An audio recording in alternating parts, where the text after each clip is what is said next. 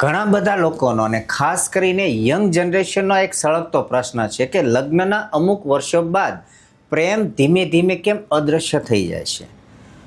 કોઈ પણ કારણ વગર ઝઘડાઓ વધી જાય છે। જો ફોન કોલ રિસીવ ના થાય તો શંકા થાય, મેસેજનો જવાબ ના મળે તો શંકા થાય, એકબીજા પ્રત્યે અવિશ્વાસ વધતો જાય છે, ઉગ્ર વાતાવરણ થઈ જાય છે। અચાનક કોઈ પણ નાની એવી બાબતમાં પણ ઝઘડો મોટો થઈ જાય છે। આની પાછળનું કારણ શું છે? તો કારણ કંઈ નથી, અવિશ્વાસ નહીં, અવિશ્વાસ નથી, પણ એકબીજાની જવાબદારીઓ છે। આપણે એકબીજાની જવાબદારીઓ સમજવી પડશે। લગ્ન સમયે જે વાતાવરણ હતું ત્યારે આપણે બે જ હતા, હવે આપણે બે છીએ, માતા પિતા છે, આપણા બાળકો છે, ઘરની જવાબદારી છે, તેમ પુરુષની માટે એક આર્થિક જવાબદારી પણ છે। પુરુષને જેમ જેમ પરિવાર મોટો થતો જાય છે એમ એની માટે આર્થિક જવાબદારીઓ વધે છે, એટલે એને કામમાં એને વધારે ધ્યાન દેવું પડે છે। એટલે ક્યારેક ફોન કોલનો જવાબ ના મળે તો ચિંતા કરવાની ને એ કામમાં વ્યસ્ત હોય છે।